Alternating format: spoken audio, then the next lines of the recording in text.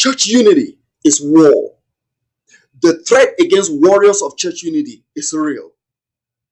The suffering for church unity is a priceless privilege. The conflicts for church unity are worth having.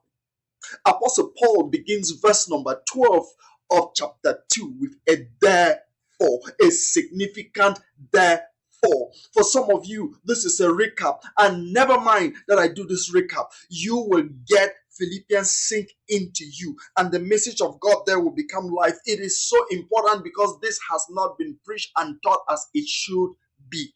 It begins with therefore, and it continues this way. My beloved, as you have always obeyed, so now not only as in my presence, but much more in my absence. When you look at this passage right down to verse number 18, it's speaking more about the manner of obedience, the power at work to cause us obedience, the future motivation for obedience, but it is not telling us exactly what commandments to obey.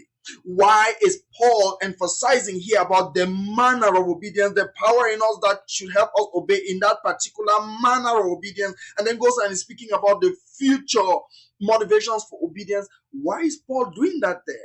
Well, we are not at a loss because the passage again begins with a therefore, and that therefore points us to the why, and the why is in chapter 2 verse number 9 to 11, where right there Paul says, therefore God has highly exalted him and bestowed on him a name that is above every other name, so that at the name of Jesus every knee should bow, every tongue confess in heaven and on earth and under the earth to the glory of God the Father.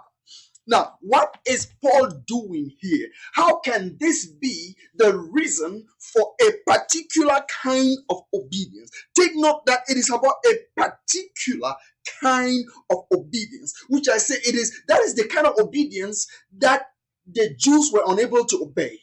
This is the kind of obedience that I say it comes from loyalty, the heart of loyalty which is born in us by the Spirit coming into our lives. This is the kind of obedience that is really obedience by faith, way more better in every respect than obedience by works, than obedience by ability. This is a unique kind of obedience. And so Paul is saying you obey in this particular manner because of how highly exalted Jesus is. How high has Jesus been exalted? He has been exalted to the position of the judge of the whole world, so that all beings bow, go on their knees, and declare at once on that last day that Jesus is Lord. And so Paul is saying, right now, those of us, you and I, who know that Jesus is King of Kings, that Jesus is Lord of Lords, who know that for real, for true, Jesus shall judge the gods of every nation, the gods of the mountains, the gods of the lakes, the gods of the seas. He shall judge every king, every president, every general. He shall judge every nation, every power, every authority that has lived in the skies, on different planets, in the world. Every power, everybody, God shall judge through Jesus Christ. Those of you and I who know that, today we should come on our knees and declare that Jesus is Lord by the manner of our obedience. So the manner by which Christians obey Jesus today show that their heart says he is Lord. It is not worship, raise of hands and raise of hands, and prayer, fasting. That is not it. The manner of our obedience will demonstrate that we know how highly exalted Jesus is. So today, Christians go on their knees and declare before the world that Jesus is Lord by their manner of obedience. So that is what Paul is presenting there. Now, I'm saying so because I have been preaching about how you make Jesus the supervising authority of your life. And the second point on that was about defining your loyalty or defining your obedience in terms of loyalty, not ability. And after doing that, I went into the practicals. How do we apply this? And when I went to the practicals, how do we apply this? I started by saying there's a threat. The threat against our loyalty, there's one big threat against our loyalty, and that big threat is family. We're going to look at the second big threat against our loyalty. But before we look at that second big threat against our loyalty, I want to zoom in on this aspect of our obedience and say, let's get back to that passage again. It speaks about manna, but it doesn't give us the commandments.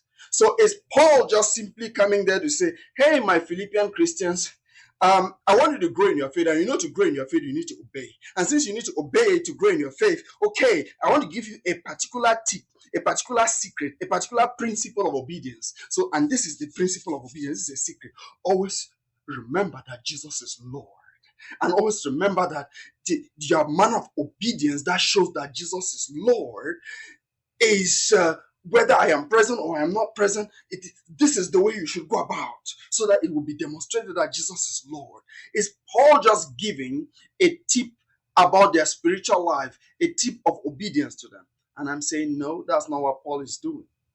Of course, that is a biblical principle, a truth about all manner of attitudes towards God's commandment by God's children. Every commandment God has given, that's the way we should approach it. But why will Paul present this particular one here? Because the passage, the context, Philippians chapter 1, verse 27, where it begins, to Philippians chapter 2, verse 12, is about church unity. So there are commandments, the specific commandments that we don't see between verse 12 and 18 are found in Philippians chapter 1, verse 27 and 28. Again, I want you to know Philippians, know it. They are found again in chapter 2, verse 1 to 4. Know those commandments of church unity that are there. It is those commandments that have moved Apostle Paul to now come to this place, and he is insisting on the manner of obedience and appealing to the Lordship of Jesus Christ as a motive for that kind of obedience. And I have said, because you don't see this kind of appeal on every place where you have commandments in the Bible, you rarely see it. It means Paul is zooming in, he's focusing, he's showing the light on the importance, the gravity, the significance of church unity.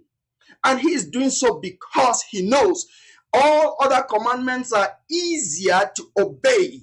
Church commandments, church unity commandments are not that easy. It is easier to neglect it. It is easier to despise church unity commandments. Right? It is easier to despise it. After all, look at the whole Christendom. What do people want? I want how to grow my faith. I want to learn how to pray more. I want to learn how to read the Bible more. I want to learn how I'm going to use my spiritual gifts. I want to learn how to teach more, to preach more, to prophesy more, to be able to speak word of wisdom. I want to have a relationship with God where I see dreams, where I see visions. I want to learn how to speak in tongues. I want to learn how to pray and cause mountains to move. It's all about I want